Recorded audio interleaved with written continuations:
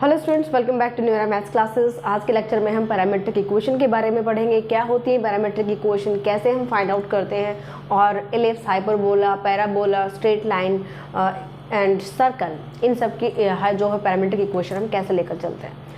And यहाँ पर मैं आपको BA एंड BSc मैथमेटिक्स से रिलेटेड बहुत सारा सिलेबस यहाँ पर कवर करवाती हूँ। अगर आप भी अगर BA BSc या ग्रेजुएशन का कोई भी टॉपिक करना चाहते हैं तो आप प्लेलिस्ट चेकआउट कर सकते हैं। एंड कंप्लीट सिलेबस के लिए आप न्यूरा मैथ्स एप्लीकेशन पर भी मुझे फॉलो कर सकते हैं, वहाँ पर आप कंप्लीट सिलेबस कर सकते हैं। चलिए देखिए हमारा क्या है। सबसे पहले पैरामीट्रिक इक्वेशन होती क्या है, डेफिनेशन मैं आपको बाद में बताऊंगी। पहले मैं आपको थोड़ा सा समझा देती हूँ। थोड़ा सा हम एग्जांपल से क्लियर करते हैं, उसके बाद हम डिफाइन करते हैं पैरामीट्रिक इक्वेशन।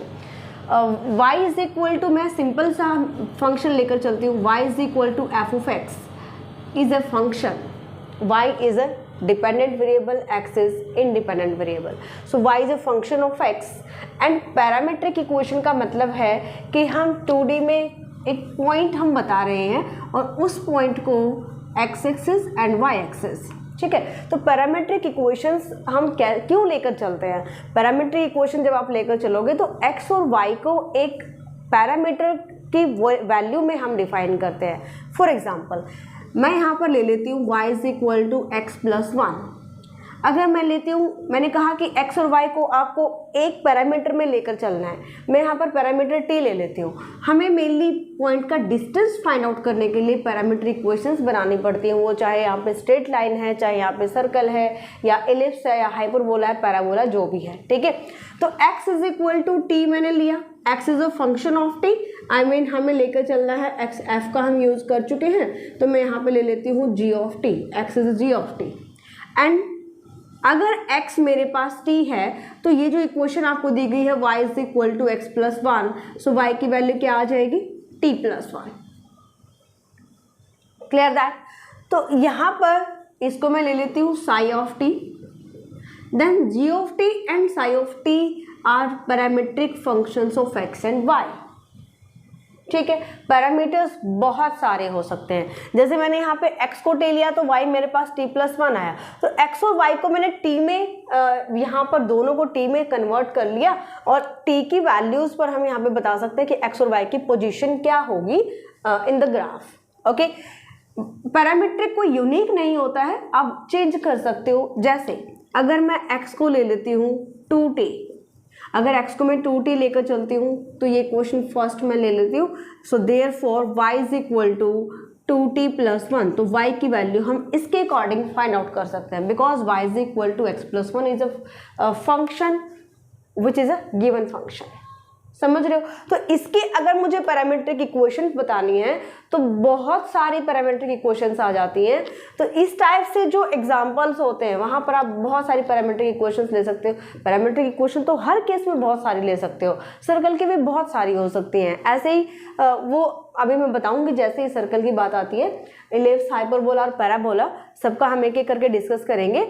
लेकिन यहाँ पर कुछ स्टैंडर्ड जो है वो रिजल्ट्स हम लेकर चलते हैं। जैसे सर्कल में हम x को r cos थीटा, y को r sin थीटा लेकर चलते हैं, लेकिन वो क्यों लेकर चलते हैं, x को हम r sin थीटा क्यों नहीं लेते, y को r cos थीटा क्यों नहीं लेते। तो ये सारी चीज़ें आज हम पढ़ने वाले हैं। ओके, तो समझ गए हो आप पैरामीट्रिक इक्वेशन क्या होती है। अगर आपको एग्जाम्पल के लिए कोई भी फंक्शन दिया जाता है, कोई भी function y is equal to F of x is any function of x, तो आप इस टाइप से पैरामीटर्स बता सकते हो, पैरामीट्रिक इक्वेशन बता सकते हो, ठीक है। अब जैसे मैं सर्कल की बात करती हूँ, सर्कल की इक्वेशन क्या होती है, equation of circle is x square plus y square is equal to r square. R is the radius, this is the standard form of the circle, centre क्या है 0 0। ओके, अब मुझे यहाँ पर अगर मैं आर रेडियस लेकर चलती हूँ तो सर्कल मेरा कुछ इस टाइप से आएगा। ओके, तो ये हमारे पास सर्कल, और मुझे इस पॉइंट की पोजीशन बतानी है और मुझे इसका लेकर चलना है पैरामीट्रिक इक्वेशन। अब हम कैसे लेकर चलेंगे, देखिए इस पॉइंट को अगर मैं ओरिजिन से मीट कर देती हूँ, जनरली हम क्या लेकर चलते हैं कि जो लाइन होती है जो ओरिजिन से पास करती है, ये एक्स एक्सिस के साथ थीटा एंगल क्रिएट करती है, थीटा एंगल बनाती है in the positive direction of x axis. Okay, अब अगर आपने ये छोटा सा कॉन्सेप्ट अगर पढ़ा है कि अगर कोई भी लाइन जो ओरिजिन से पास करती है और वो यहाँ पर मान लीजिए मैं पी पॉइंट ले लेती हूँ और ये जो है x1 y1, ठीक है, ये x एक्सिस के साथ थीटा एंगल बनाती है। अगर मैं इस को रिजॉल्व करूं अबाउट x एक्सिस तो कैसे करते हैं, यहाँ पर जो इसका डिस्टेंस है, यहाँ पर देखिए क्या है, रेडियस ऑफ द सर्कल, इसकी वैल्यू क्या है यहाँ पर, अगर मैं P पॉइंट ले लेती हूँ इसको तो इसकी वैल्यू क्या है, ओरिजिन से सर्कल तक रेडियस हो गया ना, यानी ये हमारा रेडियस है। Clear that? तो इसको अगर आप रिजॉल्व करोगे अबाउट x एक्सिस तो हम लेकर चलते हैं r cos थीटा। OP को आपने रिजॉल्व किया अबाउट x एक्सिस तो हम लेकर चलते हैं कि r जो कि इसका डिस्टेंस है, cos जो एंगल इसके साथ बनाया गया है, और अगर आप इसको रिजॉल्व करोगे अबाउट y एक्सिस तो यहाँ पर क्या आता है, r into resolve about y axis about y axis.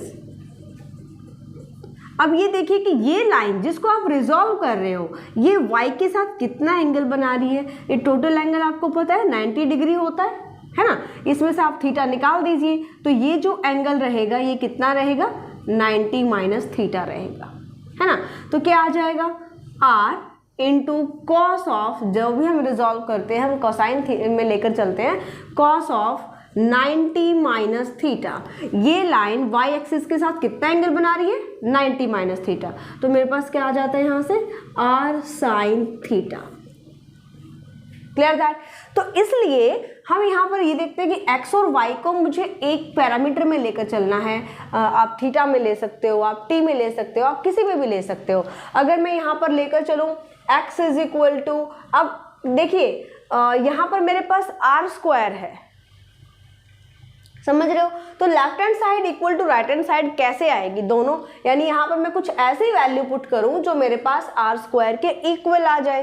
तो यहाँ पर मैं क्या लेकर चलूँ, r cos थीटा। समझ गए, r को x को साइन थीटा क्यों नहीं लेते, क्योंकि जब हम रिजॉल्व करते हैं तो उसका जो कॉन्सेप्ट होता है वो हम यहाँ पर यूज करते हैं और जनरली हम फिर यही आगे जो वो लेकर चलते हैं। x is equal to r cos theta, y is equal to r sine theta. अगर रेडियस यहाँ पर हमें 1 दे दी जाती है तो x equal to cos theta हो जाएगा, y equal to sine theta हो जाएगा। ये आ जाएंगी parametric equations of this circle. Understand? Then these are the parametric equation of circle. अगर मैं यहाँ पे लेफ्ट हैंड साइड सॉल्व करती हूँ, लेफ्ट हैंड साइड सॉल्व कीजिए, x की वैल्यू पुट करेंगे, सो r square cos square theta plus y की वैल्यू पुट करो r square sine square theta, and अगर मैं इसको सॉल्व करती हूँ, r स्क्वायर मैंने कॉमन लिया, cos square plus sine square theta 1 हो जाएगा और मेरे पास किसके इक्वल आ जाएगा, राइट हैंड साइड के इक्वल आ जाएगा। इसलिए हम x को r cos थीटा लेकर चलते हैं। Clear that point? तो ऐसे आपको सर्कल की जो है वो पैरामीट्रिक इक्वेशंस लेकर चलना है। कोई भी इक्वेशन आपको दे दी जाती है सर्कल की, कोई भी equation x square plus y square is equal to 16, तो आप यहाँ पे क्या करोगे, 4 स्क्वायर लिखोगे। अगर परफेक्ट स्क्वायर नहीं है किसी नंबर का तो रूट में आ जाएगा, कोई दिक्कत नहीं है ना। तो ये आपके पास r की वैल्यू हो जाती है। तो रेडियस को आपको खासा ध्यान रखना है। अगर मान लो आपके पास यहाँ पे 1 दे दिया जाता है, सो यहाँ पर जो रेडियस है वो क्या है, 1। एक्स इसकी पैरामीट्रिक इक्वेशंस क्या होंगी, x is equal to 1 into cos theta और y is equal to 1 into sine theta. Understand? तो सर्कल की इक्वेशन जब हम निकालते हैं, और सर्कल नहीं, इलिप्स, हाइपरबोला, पैराबोला, जिसमें भी, तो ये जो हमारा रेजोल्यूशन का जो कंसेप्ट होता है ये हम लेकर चलते हैं। इसलिए x की वैल्यू को हमेशा कॉस थीटा में लिया जाता है और y की वैल्यू को हमेशा साइन थीटा में लिया जाता है। ओके, तो ऐसे आपको लेकर चलना होता है सर्कल की पैरामीट्रिक इक्वेशन। एक एग्जाम्पल मैं और लिख देती हूँ यहाँ पर, x square plus y square. यहाँ पर जो है वो सेंटर स्टैंडर्ड जो फॉर्म आपको दे दी जाती है, ये हमारी क्या है, स्टैंडर्ड फॉर्म है, यानी कि जब हमारा सेंटर है वो ओरिजिन होगा, है ना। इज इक्वल टू, अगर मैं यहाँ पे 8 ले लेती हूँ तो आपको इसको परफेक्ट स्क्वायर के फॉर्म में लिखना पड़ेगा, और इसको आप लिख सकते हो 2 इंटू रूट 2 स्क्वायर। अगर आप इसका स्क्वायर ओपन कीजिएगा तो आपको 8 ही मिलेगा, है ना। तो इसकी पैरामीट्रिक इक्वेशन क्या हो जाएंगे? Parametric equations are x is equal to 2√2 cos theta and y is equal to 2√2 sin theta. I hope आप समझ गए हो कि सर्कल की पैरामीट्रिक इक्वेशन आपको कैसे लेकर चलनी है। बहुत ज़्यादा डीपली हम करेंगे, एक बार हम स्ट्रेट लाइन लेकर चलेंगे, फिर पैराबोला, एलिप्स, इन पर अगर हम पढ़ने लगे तो बहुत ज़्यादा लेंथी लेक्चर हो सकता है। तो इनको आज के लेक्चर में मैं आपको केवल पैरामीट्रिक इक्वेशंस के बारे में जानेंगे कि क्या क्या होती है सर्कल, एलिप्स, हाइपरबोला, पैराबोला की इक्वेशंस और कैसे हम लेकर चलते हैं। और जब नेक्स्ट लेक्चर्स होंगे उसमें हम एक एक टॉपिक्स उठाएंगे, line, then parabola, then ellipse, hyperbola, और इसी तरीके से हम 3D में डिस्कस करेंगे जो कि स्फीयर, सिलेंडर, कॉन, इनकी पैरामीट्रिक इक्वेशन कैसे लेकर चलते हैं। सो चलते हैं नेक्स्ट पैराबोला। देखिए नेक्स्ट हम पढ़ते हैं पैराबोला के बारे में। पैराबोला इक्वेशंस तो आप समझ गए होंगे, स्टैंडर्ड फॉर्म इक्वेशन क्या होती हैं। अब तक तो आपके जो पैराबोला बहुत बार यूज हो चुका है और डिटेल से भी हम जानेंगे हर एक के बारे में। देखिए पैराबोला की इक्वेशन हम लेकर चलते हैं, y square is equal to 4ax। मैंने कहा था कि इसके कोई भी आप पैरामीटर ले सकते हो, जैसे अभी मैं ले लेती हूँ x को मैंने लिया t, ठीक है। तो y की वैल्यू निकाल लीजिए, क्योंकि x और y को हमें t की फॉर्म में यहाँ पर शो करना है ताकि हम दोनों को एक पॉइंट हम यहाँ पे शो कर सके, x और y in 2D and 2 dimensional. तो y की वैल्यू निकाल लीजिए, y square is equal to 4at, then y is equal to 2√at, ठीक है। लेकिन आपने कहीं पढ़ा होगा ये तो पैरामीट्रिक इक्वेशन नहीं होती है पैराबोला की, है ना। ये भी हो सकती है, लेकिन क्योंकि यहाँ पे रूट आ जाता है और इस कॉम्प्लिकेटेड सिचुएशन से हमें छुटकारा पाने के लिए ना इसको थोड़ा सा हम चेंज कर लेते हैं। क्या चेंज करें भाई? अगर ये रूट मुझे यहाँ से कैंसिल करना है तो मेरे पास a और t की एक टर्म और आनी चाहिए थी। अगर मैं यहाँ पर देखूँ तो मेरे पास अगर a इंटू टी मल्टीप्लाई होता है यहाँ पर तो y की वैल्यू 2at आ जाती, है ना। तो ये मैंने x की वैल्यू पुट की थी, क्या? t, clear that. तो at यानी 4a स्क्वायर t स्क्वायर कब बनेगा? अगर मैं ये ले लेती हूँ, if x is equal to at square, क्या लिया मैंने? x equal to at square, then y की वैल्यू निकालो, then y is equal to y square equal to 4 into a और x की वैल्यू मैंने पुट कर दी at स्क्वायर। ये लिया था मैंने x को at स्क्वायर। अब देखिए y की वैल्यू क्या आ जाएगी यहाँ से? प्लस माइनस 2at, क्योंकि ये क्या बन रहा है? 4a स्क्वायर t स्क्वायर, ठीक है। अब देखिए हम क्या करते हैं, हम इसे पॉजिटिव साइड्स लेकर चलते हैं। सो पैरामीट्रिक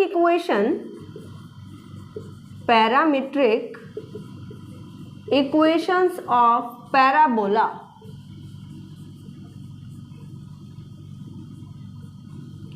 ये क्या आ जाएंगे यहाँ से? पैरामीट्रिक इक्वेशन अगर हम फाइंड आउट यहाँ पे बताते हैं पैराबोला की, so x is equal to at square. ये हमें जो है वो at स्क्वायर यहाँ पे फिक्स नहीं है कि आपको at स्क्वायर ही लेना है, आप t भी ले सकते हो, लेकिन यहाँ पर रूट में कंडीशन आ जाती है, जो हमारी टर्म आ जाती है, और इस कंडीशन को रिमूव करने के लिए हम x को at स्क्वायर ले लेते ताकि हमारी कैलकुलेशन ईजी हो जाए और y की वैल्यू यहाँ पर मेरे पास आ जाए 2at।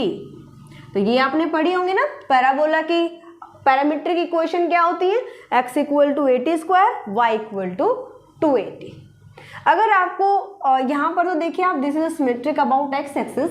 अगर आपको पैराबोला ऐसे दे दिया जाता है x square is equal to 4ay, then parametric equation क्या आएंगी? Parametric equations are y is equal to, यहाँ पर y को लेकर चलोगे at स्क्वायर एंड x की वैल्यू क्या आ जाएगी?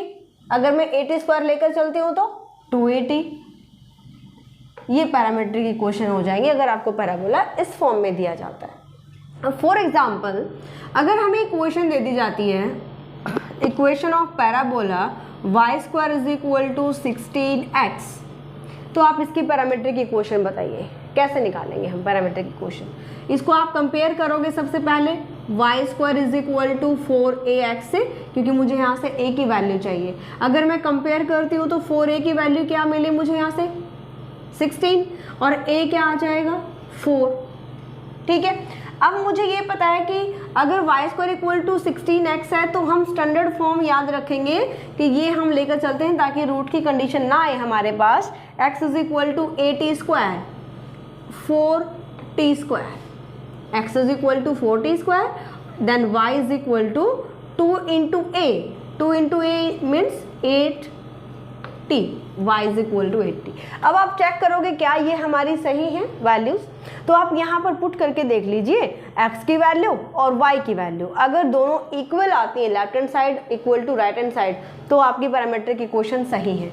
जैसे 4 यहाँ पर मेरे पास है y square left hand side, मैं वैल्यू पुट करूँ 8t स्क्वायर, ये y की वैल्यू हमारे पास आई ना parametric equation, and this become 64t square.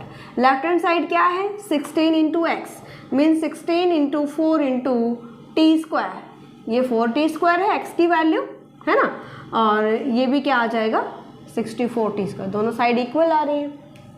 Okay तो कोई भी आपको पैराबोलिक इक्वेशन अगर मिलती है तो आप उसकी पैरामीट्रिक इक्वेशन ऐसे बता सकते हैं। आपको क्या याद रखना है, x equal to 80 square, y equal to 280, कब, जब हमें ये स्टैंडर्ड फॉर्म गिवन होती है। x square is equal to 4ay अगर है तो y इक्वल टू 80 स्क्वायर लेकर चलेंगे, x इक्वल टू 280 लेकर चलेंगे, है ना। अगर आपको यहाँ से फॉर्म मिलती है y square is equal to -4ax, then क्या करें, यहाँ से क्योंकि मुझे रियल वैल्यू चाहिए, अगर x की वैल्यू मैं यहाँ पे देखती हूँ तो x की वैल्यू मुझे क्या पुट करनी पड़ेगी -80 स्क्वायर। जैसे ही मैं माइनस लूँगी तभी तो माइनस माइनस प्लस होगा ना, ठीक है। और ये जब हमारा प्लस हो जाता है देन y की वैल्यू क्या आ जाएगी, अगर मैं x की वैल्यू यहाँ पे पुट करती हूँ, इसको मैं रफ कर देती हूँ यहाँ से, y square is equal to -4a minus 8t square, this becomes 4a square t square and y is equal to 280। Clear that. तो y का तो यहाँ पे स्क्वायर है, आप यहाँ पे प्लस माइनस कोई भी ले सकते हो क्योंकि स्क्वायर क्वांटिटी है। यहाँ पर अगर मैं फिर से चेकआउट करती हूँ तो x की वैल्यू हमारी यहाँ पर नेगेटिव चल रही है, देखिए आप y का स्क्वायर है तो पॉजिटिव ही आएगी, है ना। x की वैल्यू यहाँ पे पुट करोगे तो ऑलरेडी पॉजिटिव आंसर दे दिए 4a स्क्वायर t स्क्वायर, है ना। तो हमें करना क्या होता है, जो भी इक्वेशन आपको दे रखी होती है उसी के अकॉर्डिंग पैरामीट्रिक इक्वेशंस लेकर चलिए। ओके यही कंसेप्ट आप यहाँ पे यूज कर सकते हो अगर x square is equal to -4ay अगर आपको दिया जाता है। अंडरस्टैंड। तो ये है आपके parametric equation of parabola. Parabola की आपको इक्वेशन दे रखी है तो सबसे पहले हम कंपेयर करेंगे, a की वैल्यू निकालेंगे and then put in the parametric equations according the standard form of parabola. Clear that. इसके बाद हम देखते हैं कि इलिप्स की पैरामीट्रिक इक्वेशन क्या होती है एंड देन हाइपरबोला। नेक्स्ट हमारा है इलिप्स। इलिप्स की देखते हैं हम कैसे बताते हैं parametric equation. Equation of ellipse क्या होती है, equation of ellipse is x square by a square y square by b square is equal to 1। ये हम लेकर चलते हैं इलिप्स की इक्वेशन और यहाँ से हमें पैरामीट्रिक इक्वेशन यानी x के प्लेस पर और y के प्लेस पर हम क्या वैल्यू पुट करें कि हम लेफ्ट हैंड साइड सॉल्व करें और आंसर मेरा 1 आ जाए।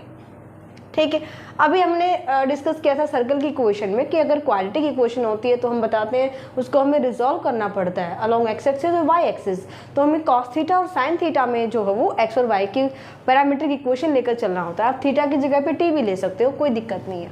तो यहाँ पर देखिए सबसे पहले मुझे ए को कैंसिल आउट करना है तो एक्स को हम क्या लेकर चले, ए कॉस थीटा। समझ गए, यहाँ पर साइन थीटा क्यों नहीं लेते हैं हम, सर्कल की जब हमने फाइंड आउट किया तो मैं आपको बता चुकी हूँ। Okay, y is equal to b sine theta. B sine theta क्यों, क्योंकि y square divide by b square है, राइट। अब जब मैं यहाँ पे पुट करती हूँ इन इक्वेशंस को, x is equal to a cos theta a square cos square theta divide by a square.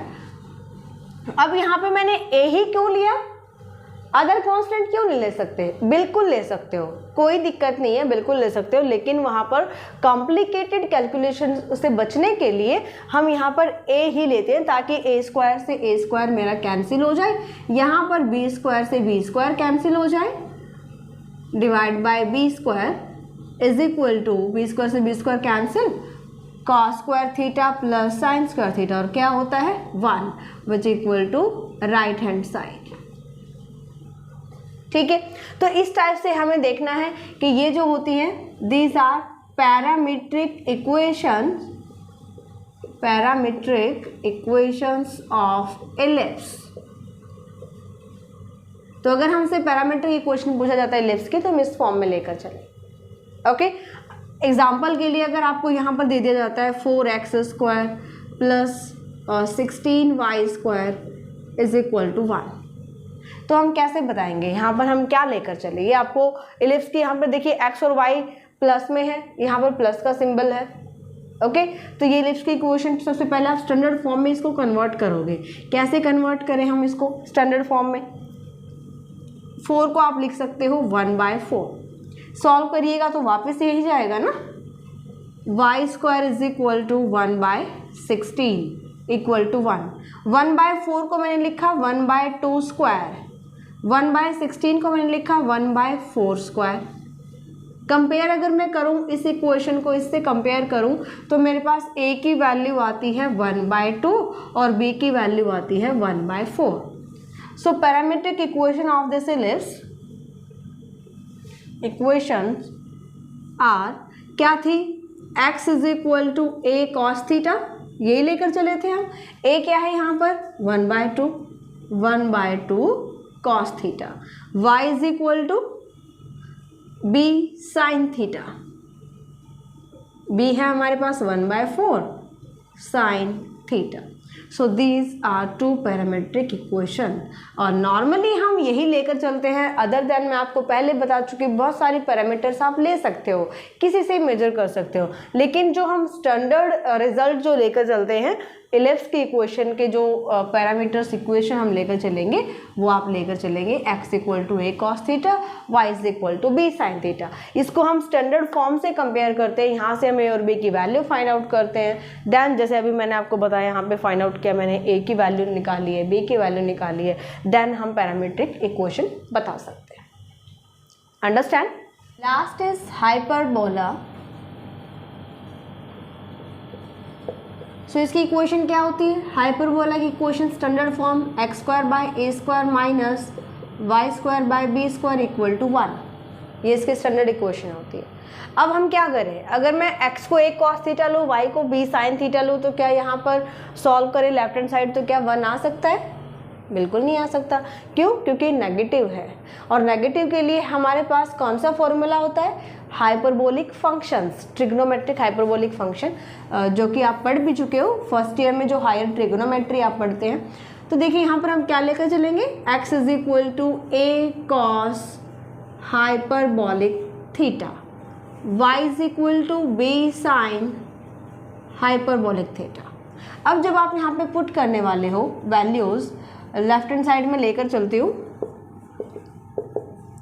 x की वैल्यू पुट करोगे a square cos hyperbolic square theta minus divide है a स्क्वायर से b square, यहाँ पर y की value put करेंगे, so square कीजिएगा hyperbolic square theta divide by b square, cancel, and this becomes cos hyperbolic square theta minus sin hyperbolic square theta is equal to 1 होता है ना।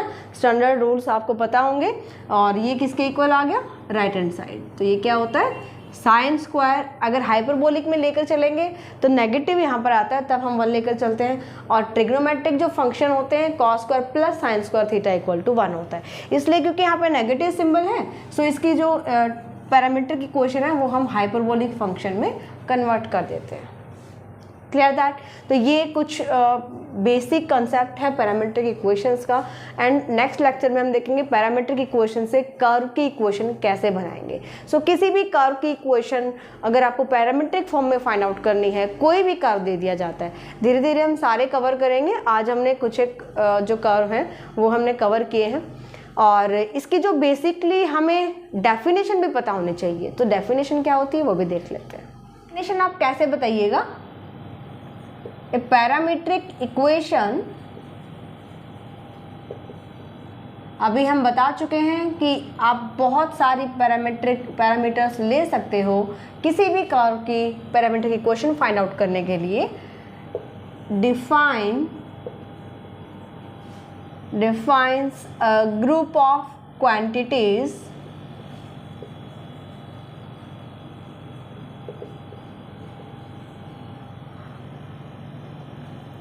as function of one or more independent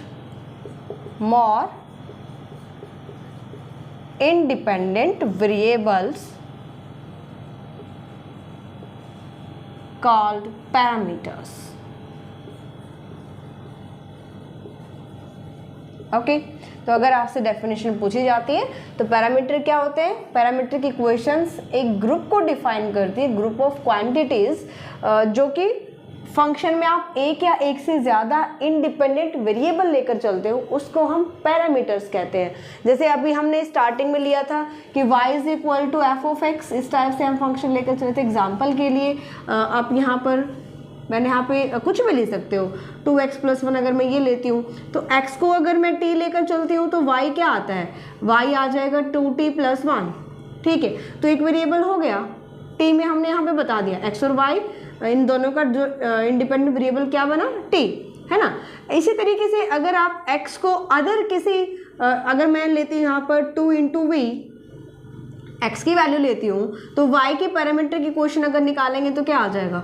4v+1, है ना। सो इस type से आप बता सकते हो कि जो पैरामीट्रिक इक्वेशंस होती हैं डिफाइन करती है ग्रुप ऑफ क्वांटिटी। क्या होते हैं? ग्रुप ऑफ क्वांटिटी होती है जहाँ पर फंक्शन के एक से ज़्यादा इंडिपेंडेंट वेरिएबल्स हो सकते हैं, जिनको हम पैरामीटर्स कहते हैं। ओके, तो ये कुछ बेसिक कंसेप्ट मैंने कोशिश की है सारा आपको क्लियर करवाने की। इसके नेक्स्ट लेक्चर में हम देखेंगे कि पैरामीट्रिक इक्वेशन से कर्व की इक्वेशन कैसे हम निकालेंगे, कैसे कन्वर्ट करेंगे कर्व की इक्वेशन में। सो इसको अच्छे से तैयार कीजिए। अगर कोई भी स्टूडेंट किसी भी स्टेट या किसी भी यूनिवर्सिटी का स्टूडेंट है, BA एंड BSc मैथमेटिक्स पढ़ना चाहता है, तो आप new era maths application download कर सकते हैं और वहाँ पर सभी कोर्सेज आप कंप्लीट कर सकते हैं। सो मिलते हैं नेक्स्ट लेक्चर में। बाय।